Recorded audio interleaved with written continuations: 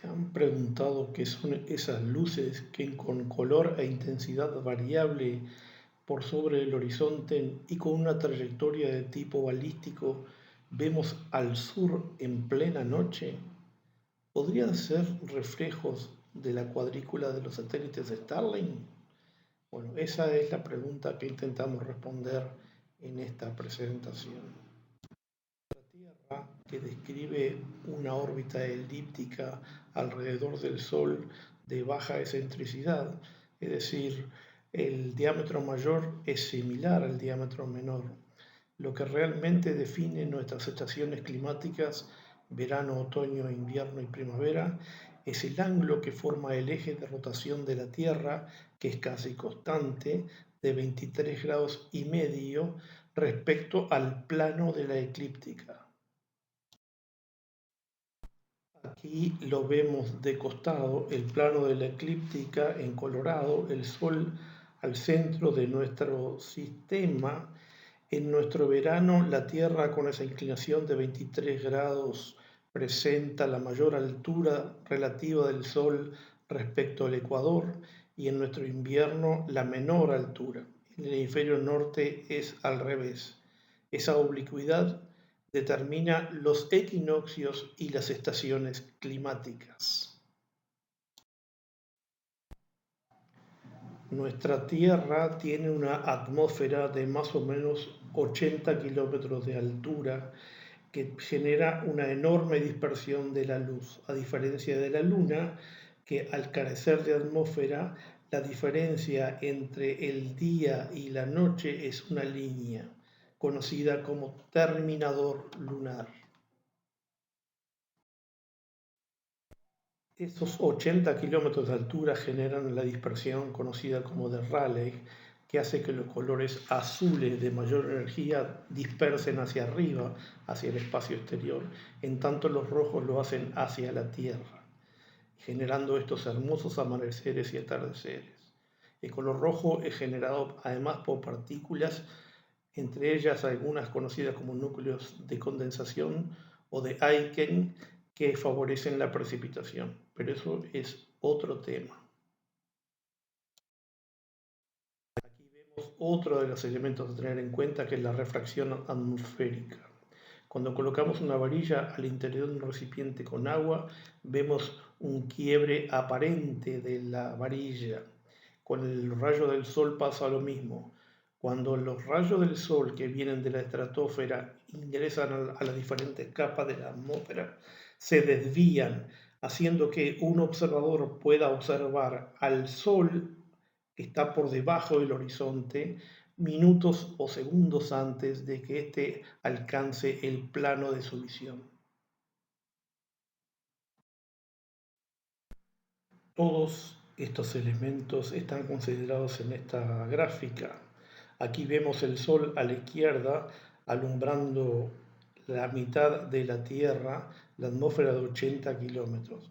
Bueno, entre el día y la noche hay una zona que se conoce como crepúsculo de media luz, vendría a ser que está siempre por delante de la zona iluminada.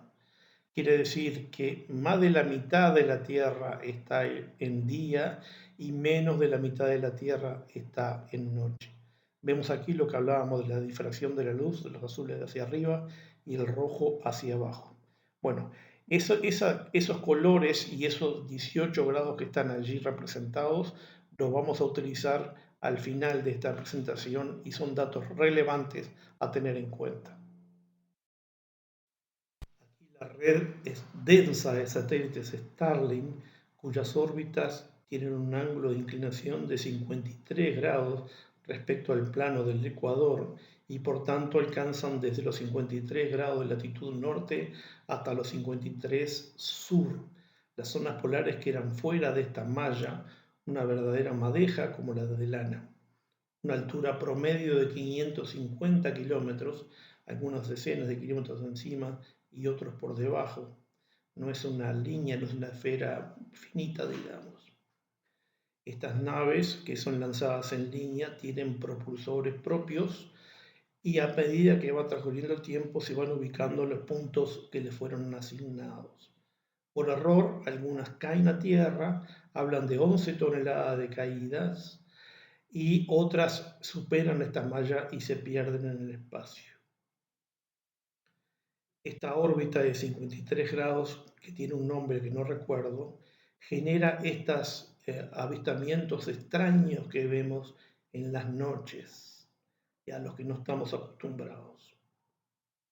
Cuando veo esta malla junto con las otras decenas de miles de satélites y chatarras que rodean la Tierra, me siento como un pajarito dentro de una jaula.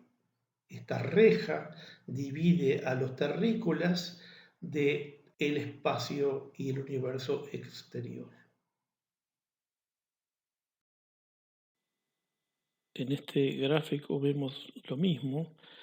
En azul, la malla de la órbita de los Starlink a 550 kilómetros de altura, con una inclinación de 53 grados y desde los 53 grados norte hasta los 53 grados sur, los trópicos de Cáncer y Capricornio, más a menos 23, por donde discurre la eclíptica, es decir, el camino del Sol.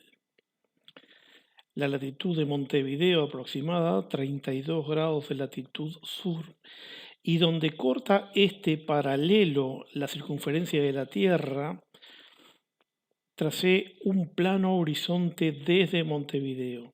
Este plano corta el límite de la zona Starling allá al sur, en una zona que yo ahí en Nova lo puse de visibilidad nocturna. Desde Montevideo hasta el corte de la malla Starling hay una longitud R. Ese valor de R, con ese valor de R, desde Montevideo, un punto rojo que está allí, tracé un círculo en color amarillo. Vale decir que cualquier satélite de la malla Starling que estuviera dentro de ese círculo iluminado sería potencialmente visible desde Montevideo. En este caso, el Sol está detrás de la Tierra. Volvemos a los gráficos astronómicos. El Sol por encima del ecuador, los días 21 de marzo y 21 de septiembre, más de la mitad de la Tierra en luz, porque la mitad más la zona de penumbra o crepúsculo, 18 grados, y el resto noche. En nuestro invierno, el Sol altura máxima en el hemisferio norte, aproximadamente 21 de junio, la zona de día, la penumbra de 18 grados y la noche. Vemos que el polo norte está 6 meses en luz y el polo sur 6 meses en noche. Yo viví por allí un tiempo. La zona que nos interesa, la sur, en nuestro verano. La zona Starling en verde clarito, los trópicos, el sol por debajo del ecuador, la latitud de Montevideo y perpendicular a ella el plano horizonte que, como vemos, corta la malla Starling. En este gráfico vemos todo lo anterior graficado más claramente. El eje de la Tierra inclinado 23 grados respecto a la eclíptica, los 53 grados de inclinación de las órbitas Starling respecto al ecuador, el Sol a la izquierda con un rayo que es tangente a nuestro polo sur. Entonces, si tomamos los 90 grados del polo sur y le quitamos los 53 grados de la órbita de los Starling menos los 23 grados de oblicuidad, nos da 14 grados.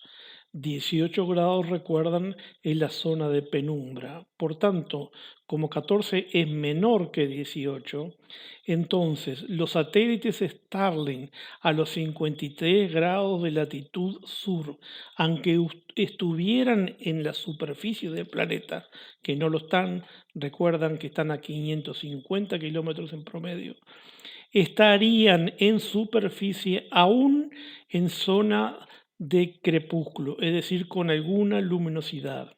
Pero a medida que va subiendo esa altura, y más o menos a la mitad de los 550, entre 150 y 200 kilómetros de altura, ya están visibles.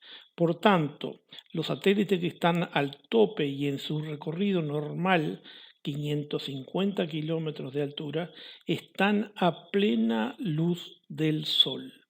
Esto demuestra que son visibles desde Montevideo. Ahora veamos cuándo lo son. Aquí vemos la gráfica, un detalle de la gráfica anterior, el polo sur, el rayo de sol tangente a nuestro polo, la malla Starling de 550 kilómetros, los 32 grados de declinación, los 14 grados que habíamos calculado, ahí la órbita, y después los 53 grados de la malla Starling. Ahí vemos que el sol ilumina esa puntita, digamos, de la malla Starling. Y de acuerdo a lo que ve ahí, el plano horizonte desde Montevideo también está a la vista de esa zona que está iluminada. Esta es una gráfica similar. El sol está detrás de la Tierra, vendría en lo que se denomina nadir, es el punto opuesto a nuestro cenit. Montevideo recorre su paralelo a los 33, 32 grados sur, y allí nuevamente el trazado de la línea amarilla, el círculo amarillo, con el radio del campo horizonte mínimo que requería. Y claramente corta la zona sur de la malla Starling, entre los puntos sur-suroeste y sur-sureste. En ese espacio son visibles los brillos de estas naves, estos satélites. Aquí vemos la Tierra al revés que en el caso anterior, de frente, nosotros somos el Sol, la Tierra está delante nuestro, Montevideo discurre en su paralelo a los 32 grados, el eje de la Tierra inclinado 23 grados. En este momento estamos en el trópico de Capricornio, solsticio de verano, el 21 de diciembre. Vemos que el sol ilumina la totalidad de la malla Starling al sur. El polo sur está totalmente en claridad. Nosotros tuvimos avistamiento en noviembre y en febrero. Entonces, ese día 21 de diciembre, seguramente entre el sur-sureste y el sur-suroeste, veamos un solo episodio de brillos de la malla Starling. A medida que nos alejamos de ese día, de esa fecha notable, empezar a dividirse en dos episodios debido a que el sol que está subiendo hacia el ecuador empieza a generar sombra a través por el propio polo, por la propia tierra. Y lo vemos en dos episodios que se van separando hasta, digamos, una hora y media cada uno. Y lo vemos en dos episodios. Algo que debería haber dicho un poco antes es que precisamente como en esa franja que está en el limbo entre el crepúsculo y la luz plena, la iluminación o el reflejo refleja precisamente, y valga la redundancia, los colores de la desviación de la luz Por tanto, vemos los satélites amanecer en colores rojizos y alcanzar el color blanco, digamos, que es el pleno sol, pasando por todos los colores. Por eso, además de la trayectoria que parece un poco caótica, pero que no lo es, la iluminación también. En ese momento de máxima oscuridad, el brillo que alcanzan estos satélites es absolutamente notable y por tanto mucha gente se pregunta qué serán. Bueno, acabamos de demostrar de que son efectivamente el reflejo de estas naves.